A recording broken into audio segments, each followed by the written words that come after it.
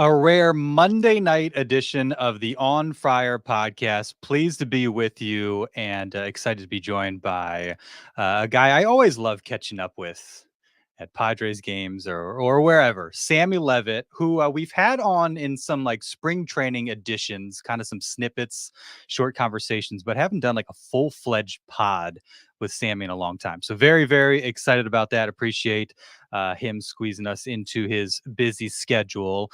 Kind of a weird schedule for us this week. So not sure if we'll have our regular Thursday episode.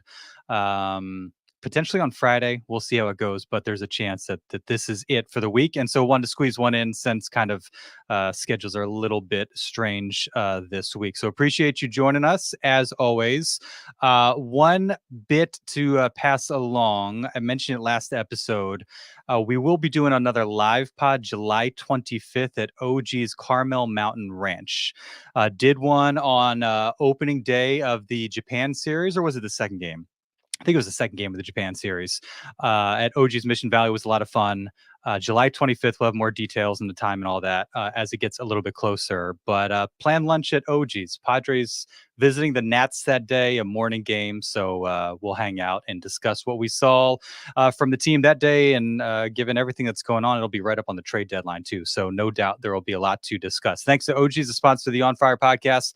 Appreciate all they do for us and the NBC 7 Sports Wrap team. Always updating their menu. Great place to watch games. Great place to watch the Padres. Great place to drink beer too. If you're a beer enthusiast like I am, lots of great options on the OG's beer list. So thanks for all that they do. Without further ado, the walk-up music.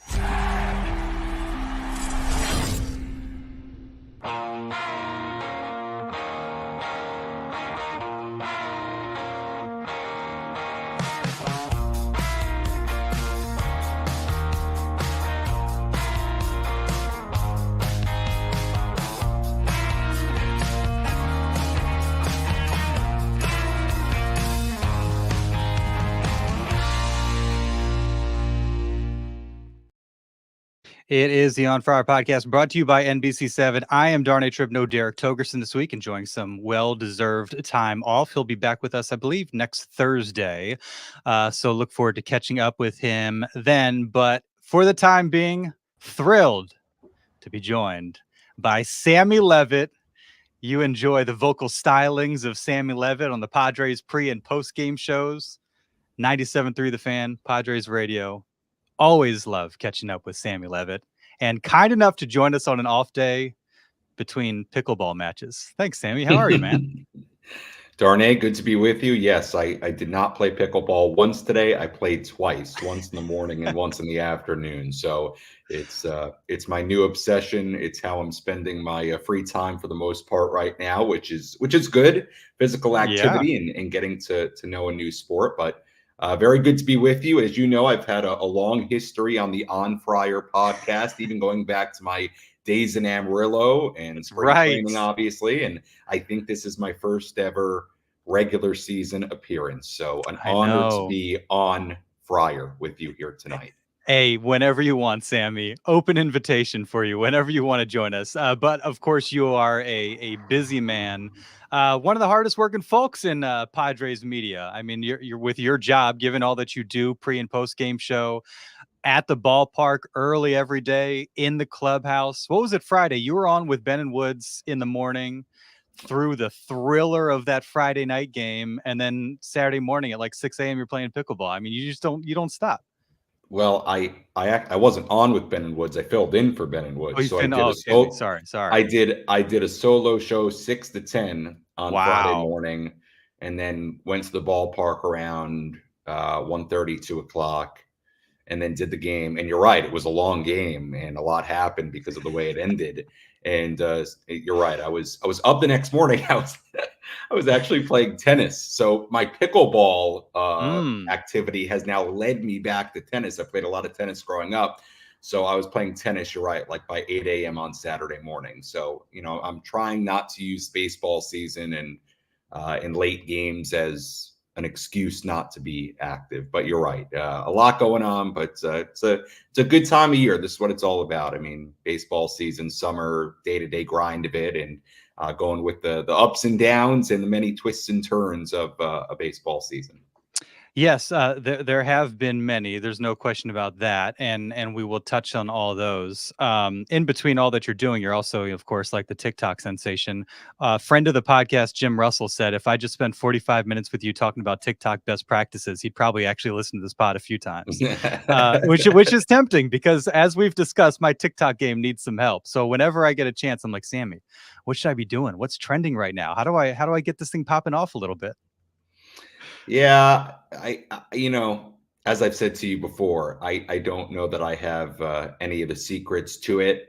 Certainly, what I always say is just post, right? You got to post, which, Like Manny quite Machado. frankly, yes, exactly like Manny Machado. Manny Machado posts on the ball field. I post on TikTok. So you got to post. I actually haven't done a great job of that as of late, but yes, I know you're always monitoring my social media activities. So, but I appreciate it. And yeah, if I had the secrets, I would do an even better job at it than I'm doing right Now, I now. think So, you have. I think you have the secrets. I think you're just playing it coy a little bit, but I think there's some secrets behind there.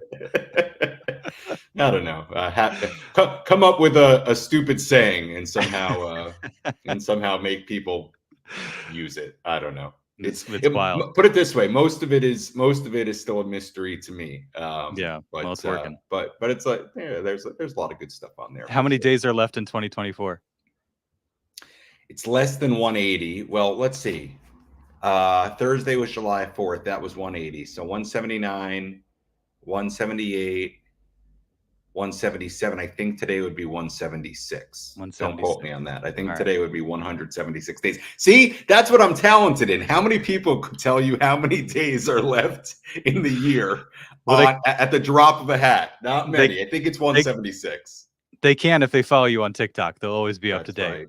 That's right. You mentioned the long game on Friday, and long for a good reason because of the ending. One of the things I want to talk to you about is, you have the rare opportunity to have like a front row seat for these moments. And, the Bob Scanlons of the world obviously have that, duck in the Gatorade bath, like again and again and again. And that's been one of the cool kind of storylines this season, is just the feel for the big moment this team has that last year's team lacks. Walk off after walk off. I know you tweeted it the other day, like the last 10 games have had like 5 walk-offs or something like that. Like Higgy's done it, Jackson, I think Cronenworth, Machado. It just like, Saturday rolled around. I was like, here we go again. They're going to have another one. Right. What is that like for you? Because you're obviously enjoying it. You're kind of close to the dugout there, ready to scurry out into the field and get your camera set up and get the interview and do what you need to do for the radio and kind of social media side. But we'll walk us through that when we're all kind of at the edge of our seat. You're not just able to just kind of sit back and relax and watch it. You're also kind of having to figure out like, okay, who's it going to be? What questions am I going to ask? You got to get situated and ready. Yeah, it's I always say the walk-off wins and the crazy endings are fun, but they do create probably, I don't know if difficult's the right word, but certainly interesting and sometimes stressful situations, just as far as not knowing who you're going to talk to, not knowing who is going to be the hero of that game, and having to run up to the Western Metal Building. Those walk-offs always take a long time for us to, get the guy over after the interview, after the Gatorade bath, and it's all good. It just takes a long time. So I already know I'm going to have to go super, super fast on my run to the third balcony of the Western Metal Building. But it's a lot of fun, right? And I think, for me in those moments on a personal level, you're right. I have a great view of it, right? I'm right next to the dugout. I have a great view of the pitcher and the hitter, and you can really feel the intensity and the guy on deck. And honestly, getting ready to do the interview, I kind of try to pay as close attention as I can to what's going on in the at bat, and when a guy's up, try to formulate, if this guy wins it, what would I ask? And look, sometimes it's just in the moment. And, when a guy comes up to me, I don't necessarily have like a list of questions in my head, right? And certainly on the walk-off moments, it never gets that complicated because you're talking about what just happened rather than, sort of a more standard win where maybe I've had, an hour to think about what I'm going to ask Kyle Higashioka about his 2-home run day and catching a great outing from Matt Waldron or whatever it might be. So they're fun. They're a little stressful because you don't know who you're going to talk to. But it's a lot of fun. I mean, I think with this team in particular, and what I tweeted out the other day, if I remember it correctly, so after the walk-off on Friday night, it would have been 5 walk-offs in 10 games, and also the benches clearing against the Nats and the Manny home run and the Profar grand slam. So you really put that in perspective. The last 10 games as of Friday night at Petco Park had all of that: the Higashioka walk-off home run, the Cronenworth walk-off home run, the Merrill walk-off home run, the Manny walk-off home run, the Profar benches, the Profar walk-off hit against the Nationals, and then the next day with the benches clearing and all the drama on that day. So, look, I think this team has shown an ability to rise to the moment and the occasion. Have they been a perfect team in the first half of the season? They haven't. But, man, they have been a really different team than the one we saw a year ago. And that you can feel it. It's palpable with the way they fight. They have grit. I don't think you can argue that at this point. Again, they haven't been perfect. Have there been skids, and has it been up and down? Absolutely. But I don't think you can argue at this point that this team has a lot of heart and fight. And certainly when you compare it to last year, from the perspective of coming back in games, rising to the moment, finding the big hit, it just feels very different. I mean, I was shocked, quite frankly, that they didn't find a way to win that game on Saturday, because you just felt like once they had the bases loaded, and with what this team's been lately, like they were going to find a way. I mean, I even felt it on Friday night, and I was talking to people about this at the ballpark on Saturday. When they had the nightmare top of the 9th inning and they fell behind, then you looked at the part of the order coming up, and I don't know. I think I kind of felt like, I don't think this game's over. I think they're going to at least make this pretty interesting in the 9th inning. Whereas last year, it just felt like, those innings were going 1, 2, 3.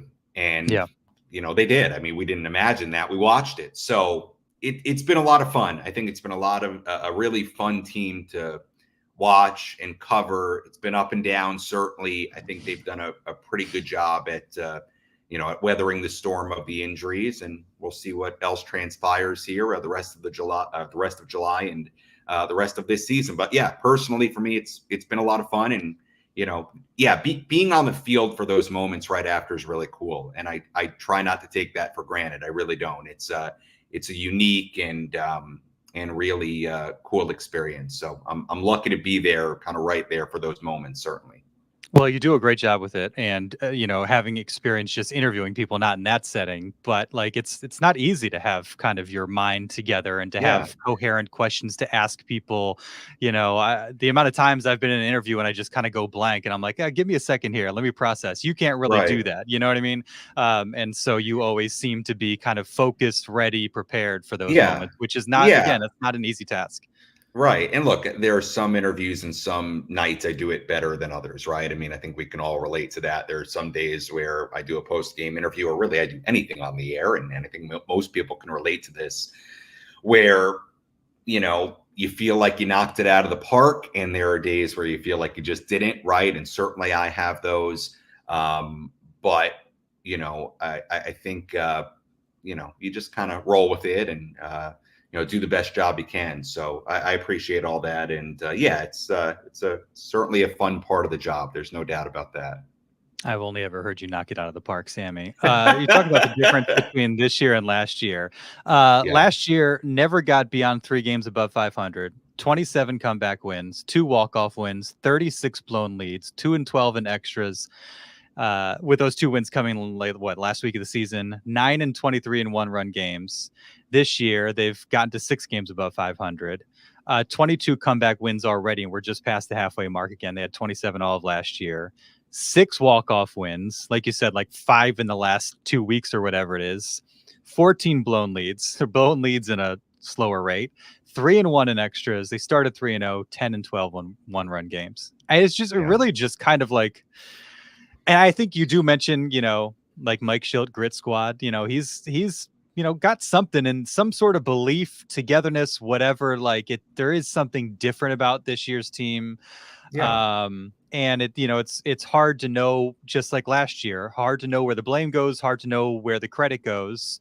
When you have a different manager in that seat that seems to have a different approach and a personality, you have to give them some credit for that. But I mean, it's just staggering how different this team has operated from the previous club, and it's why they are in the position they are compared to last year, where they struggled to get above 500 and were kind of seemingly out of the playoff race, trying to claw their way back in, from like August on.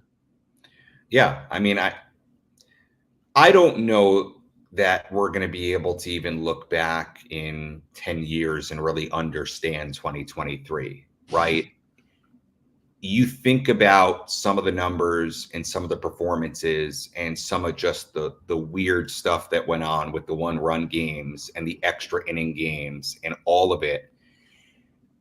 At some point, somebody's going to look back in like 20 years, right, when we've all kind of forgot about 2023, and I think look at some of the stat lines and some of the pitching and be like, how did that team go 82-80 and they needed an awesome September just to get to the 82 wins?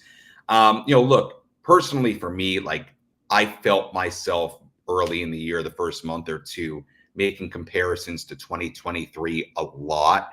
Like it was, I felt like kind of a hallmark of our post-game show in not a great way, right? But I think it was very natural coming off last season with a lot of subtractions, guys that were here in 2023 that weren't here in 2024, but also a lot of same faces too, and obviously a new manager as well. But I will say this, and I think this is a credit to this 2024 team with the way they've played, that I have not felt myself making those comparisons at all, really, in the last month and a half, 2 months. And I think that's a credit to this team and the way they've played. Now, does that mean they're going to be a postseason team and they're for sure going to be a wild card team? I don't know. Look, they're dealing with a lot of injuries. Their pitching, starting rotation is thin. Their bullpen has been up and down. Offensively, I think you have to really like what they've been for the most part. I know there were weird numbers with lefties early on and some weirdness to it. But overall, offensively, I think you have to be very happy with what they've been, considering some of the injuries as well. And my goodness, the contributions they've got from some of these guys like Profar. Yeah, and the power. I mean, I think offensively you have to be really happy. But the point is that I think just from a feel standpoint, there's no doubt they have separated themselves from what they were a year ago. Now, does that mean you're for sure a postseason team? I don't know. Does that mean you're going to go on a postseason run if you get there? I don't know. But I do think they deserve a lot of credit for at the very least feeling like a very different group from last year. And again, I did the comparison game a lot on my coverage the first month or two, and I'm happy to say that that's kind of faded away. And I do think that's a credit to this group and the way they've played. And it's been a fun team to watch too. I think from a fan perspective, again, until 2-3 weeks ago, was it roller coaster and up and down? Don't use that word. Don't use that word. I know, but I use it. But but yeah, it was. But especially in the last few weeks, they've gone on a run of winning, and also just a run of rising to big moments and drama and all of it, and dramatic finishes that we just didn't see last year. So it's been fun at the very least. Yeah, it has been. It's definitely been more enjoyable, particularly in the last, month and a half, what have you.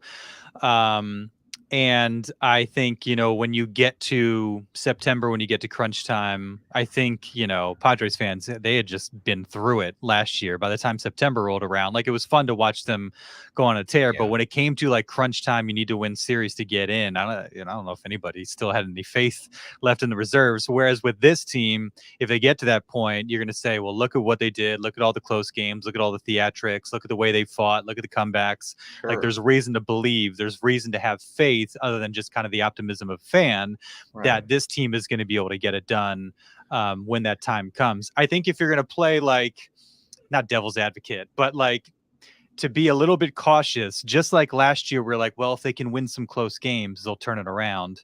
I think, if you're going to be cautious, maybe think, okay, they've won a lot of close games.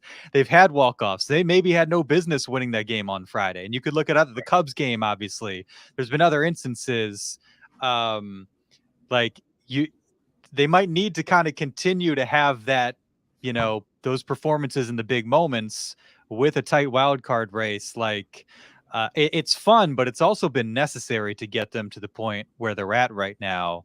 Yeah. And so I guess if you're going to look at the other side of the coin with this team and it being a tight race and all that, it's fun winning the close games, but, maybe some more performances like the first two against the Red Sox, where they just kind of throttle a team, would be a little bit nice, because you just worry when they're constantly having to like scratch and claw to get these wins, which they've done. It's a feather in the cap, but Right. it's tough.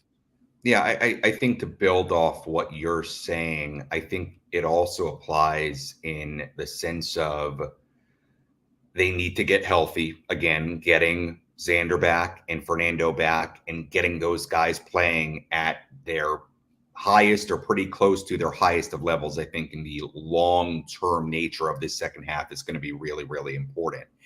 I'm not sitting here saying they can't keep winning with the way they've been doing it. Quite frankly, until guys get back and until there's help on the way, at some point before the trade deadline, to me, they're going to have to keep doing it exactly the way they've been doing it, which is, as cliche as it sounds, contributions all over the place, getting guys like Profar to keep playing at the level he's played at, Merrill to play at the level he's played at, Donovan Solano to play at the level he's played at, to get Randy Vasquez to take what he's done the last couple of starts and do that more, and Matt Waldron to keep playing at the level he's played at. They're going to have to do that at least for a little while here longer. But yeah, I think when you zoom out and you look at the next 3 months, I still think there's going to be a lot of it that comes down to them getting healthy and their stars being stars, like we've talked about for 2 years, right? And certainly Manny, the way he's played, that's been a huge part of how they've won games lately. I mean, that's been a huge, huge deal. So to your point, like, is winning games the way they've had to win them sustainable? Probably not. And also, is winning games without some of their stars playing due to injury, and that's both in the rotation, that's in the lineup, is that sustainable? I don't know. That's kind of hard to gauge. I mean, maybe it is, but fingers crossed that these guys come back and are good. And obviously, look, I think there's no doubt AJ Preller is going to make additions. What those additions are, what they're going to cost, we don't know. But I feel very confident that by this time next month, there will be some new names on this team.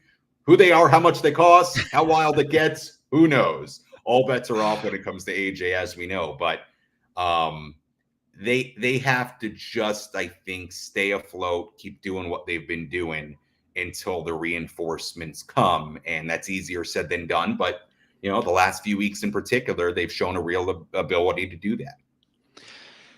One of the additions has to come out of the bullpen, I would think, at this point. You mentioned, the starting rotation being thin. Certainly could use some help there as they kind of weather the Joe and you injuries and absences.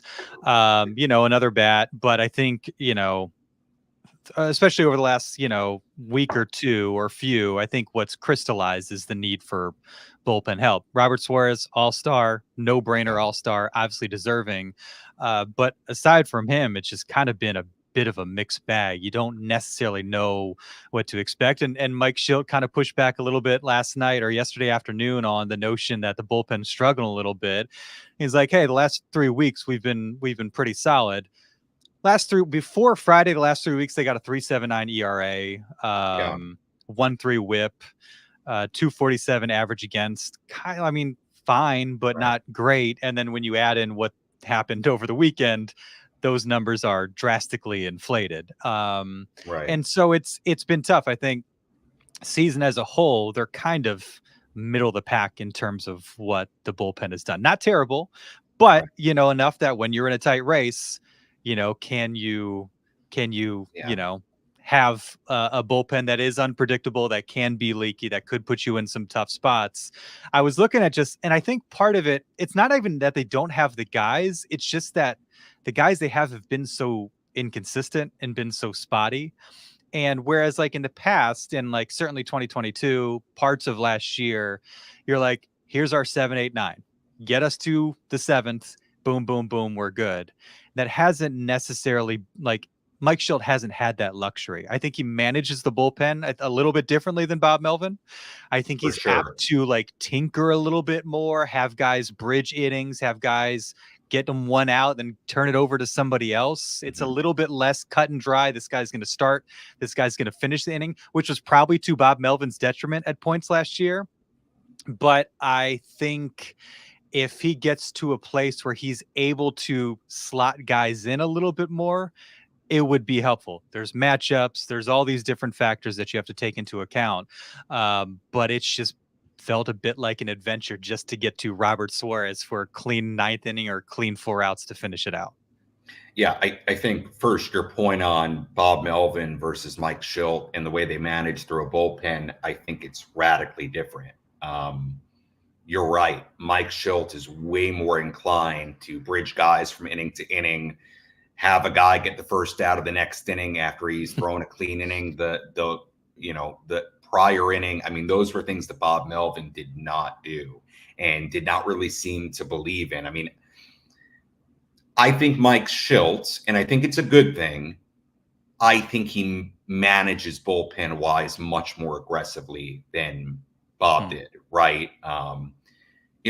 With Bob Melvin, and I don't mean this as a knock on Bob, but it's just, I think the truth of the matter, he seemed to play it just much more conservatively, in maybe there was more thought of the next day than necessarily Mike Shildt, who I think it's just a little bit more aggressive on that game. We've got a chance to shake hands, like Mike always says, and we're going after it. Like, look, now part of it is the personnel, okay? Again, I'm not knocking Josh Hader, but Robert Suarez is willing to do things that Josh Hader was not willing to do last year. And Mike Shildt has taken advantage of that, and he should. And credit to Robert and credit for Mike for, being on the same page. And that's awesome. Okay. That's absolutely awesome. Robert Suarez, I don't care what happened on Friday. He's been an absolute rock in the bullpen. Where would they be, quite frankly, without Robert Suarez and how good he's been in the bullpen? So just to your point on the difference between the bullpen management, I think it's been very evident that, they have two, I think, different philosophies about how to manage a bullpen and just the aggressiveness that Mike uses. And I think with this team that needed to, in the first half of the season, I know it was up and down, but we're almost at the All-Star break. They've got a wild card spot. They've been playing well. Look, I think it's sort of worked. They're in a good spot despite a lot of things not going right, especially with the injuries. The bullpen as a whole, look, I think there are 3 guys that have been very, very solid. Suarez, obviously one of them. Morahone, definitely one of them. I've been really impressed and, I don't want to say surprised with what Adrian's done, but this was a guy who, was originally a starter, dealt with a ton of injuries, didn't have a ton of consistent success before this year. He's been awesome. And obviously Jeremiah Estrada, very, very good. He's dealt with this illness and just hasn't been as consistent and dominant since then. Again, I haven't talked to him about that, at least myself. I've read what he's had to say about it. But you almost just figure that's part of it. I mean, the amount of weight he's lost. So look, he's also in that trio of guys who have been really, really reliable, no doubt.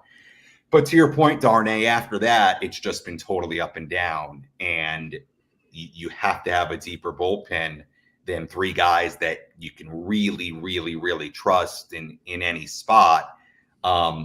Look, in the immediate, over the course of the next few weeks, I don't have a great answer for you until we assume, and again, until AJ Preller gives you a great answer. I don't really know what the answer is unless you're talking about, DFAing someone, or, look, Peralta's on a contract and Matsui's on a contract. And, again, those guys, they've had some good stretches too. And to Mike's point yesterday in the press conference, I have the number in front of me. On the road trip to Boston and Arlington, they had an 0.74 ERA in 24 plus innings.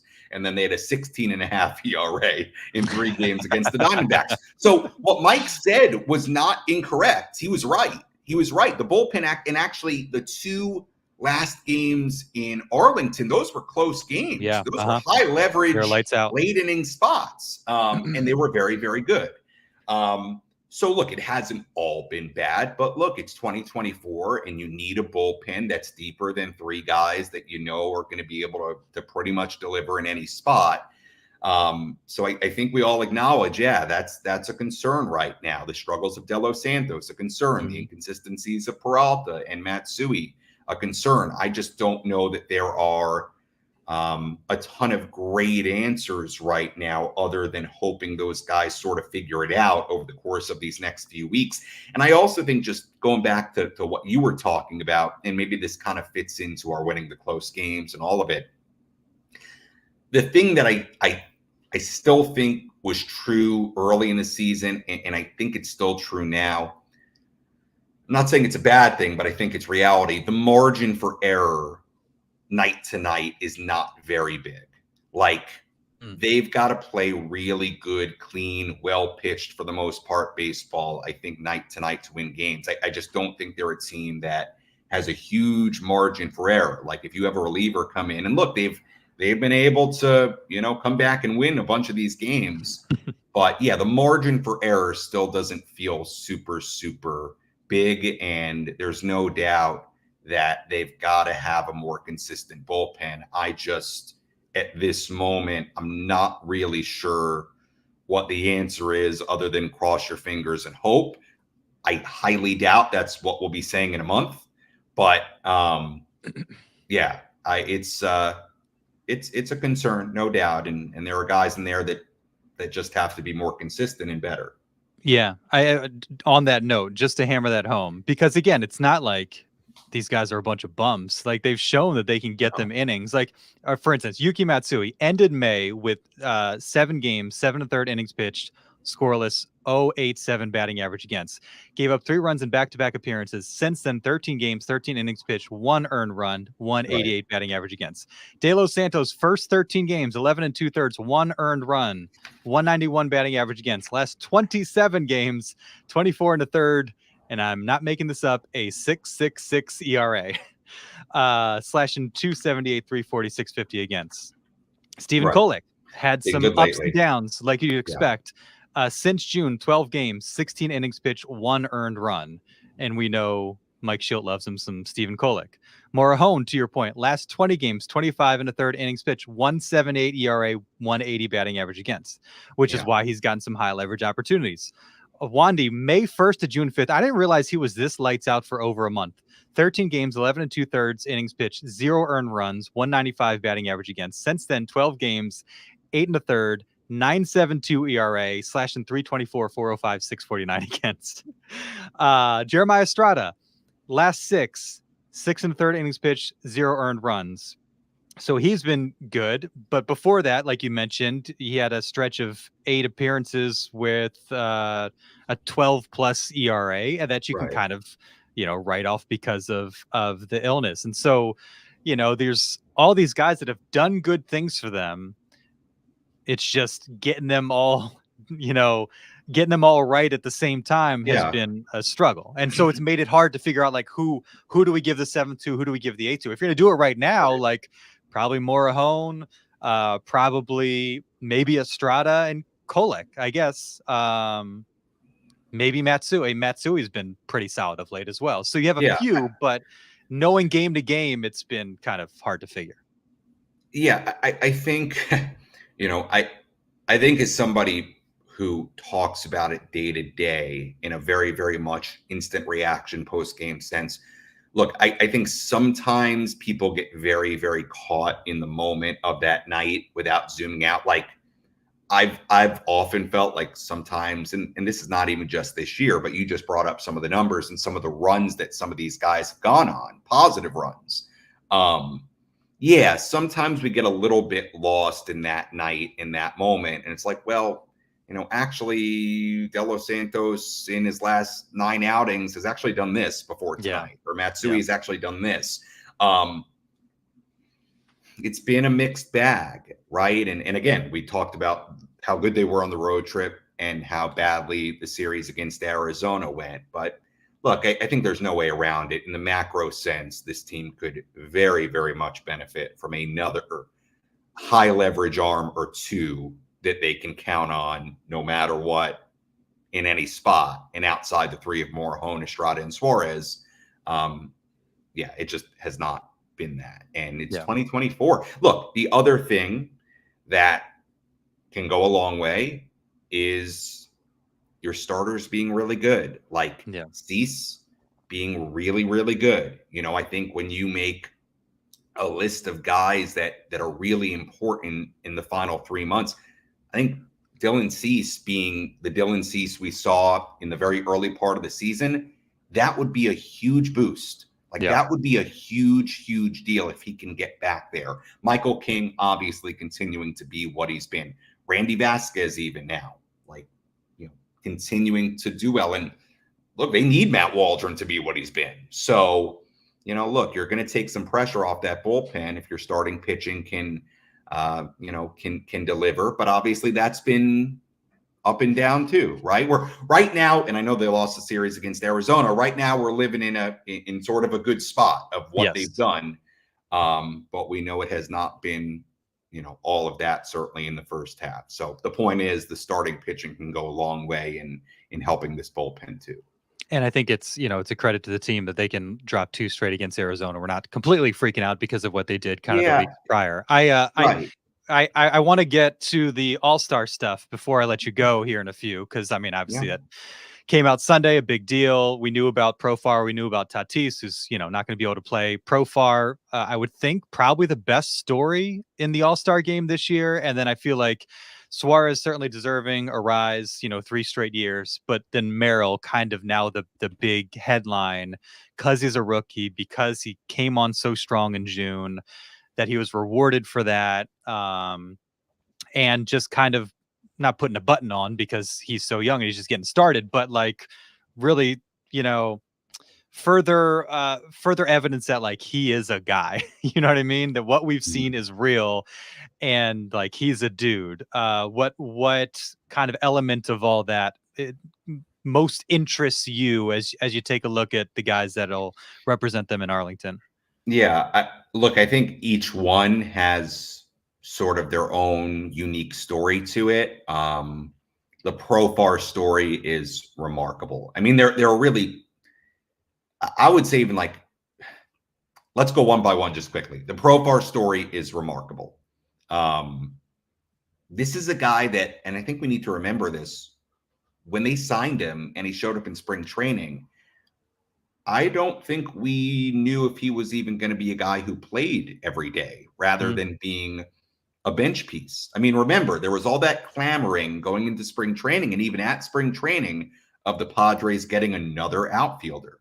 Let's be honest about it. Like, did everybody think that Jurickson was going to be the everyday outfielder? Now, the everyday left fielder, I should say. Now, it kind of became clear as spring training went on that was going to be at least the plan. But let's not forget all those free agents that were out there so late into spring training, and some of whom never got signed. Yeah, it's a remarkable story when you consider how much he was signed for, when you consider the year he's had. It has not slowed down. I mean, you know, I think a lot of us, when he got off to such a hot start in the first month, figured that there would be a coming down to earth at some point. It has not happened. I mean, and you know, even think about just Friday night. I mean, how big was that home run? I mean, it totally changed the tenor of that ninth inning. The Manny Machado home run probably will get, you know, most of the shine in you know, the years to come when people think about that game and the highlight gets played. But the Profar home run was equally as big, and it's what he's done all year.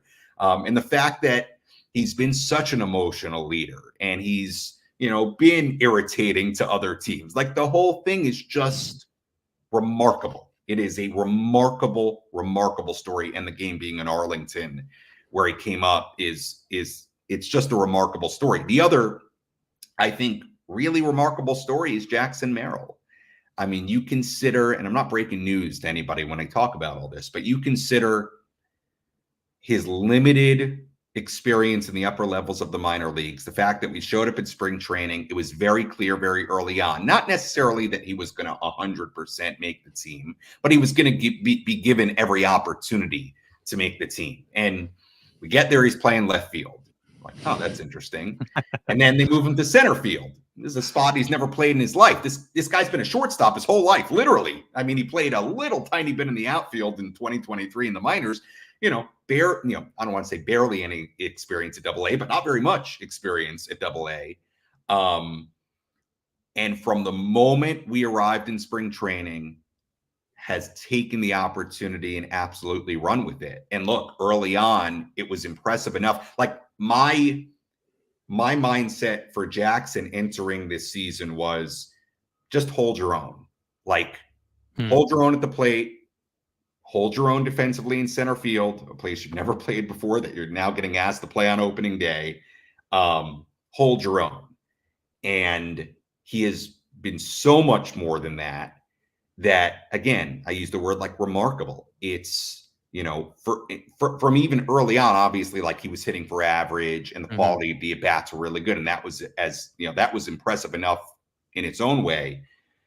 But what he's done this last 5-6 weeks with the power and the OPS and all of it, and the defense he's played in center, like to start your season at 20 and do what he's done. I mean, it's been so cool. And it's been very cool to watch him, even thinking about going back to last year at spring training when he got an opportunity at 19 to be in the major league clubhouse. And it's a really, really cool thing. And there's nothing quite like a homegrown star in the making.